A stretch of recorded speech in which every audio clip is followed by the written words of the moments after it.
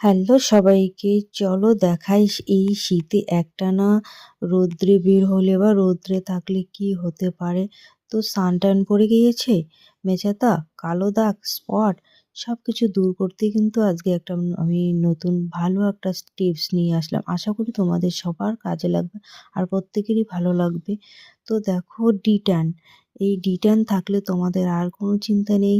তো tan remove অবশ্যই হবে।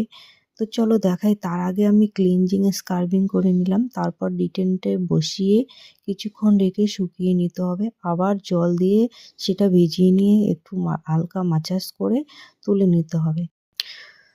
তো এরপরে একটা ফ্রুটের মাসাজ ক্রিম দিয়ে মাসাজ করে নিলাম। তো যাই হোক, আমার এই ভিডিওগুলো তোমার কেমন লাগে অবশ্যই কমেন্ট করে জানিও। ভালো লাগলে একটা লাইক কমেন্ট শেয়ার করতে কিন্তু ভুলো না। তো ঠিক আছে, ততক্ষণ তোমরা সুস্থ থেকো, ভালো থেকো। পরবর্তী ভিডিও নিয়ে আবারও চলে আসবো। টাটা।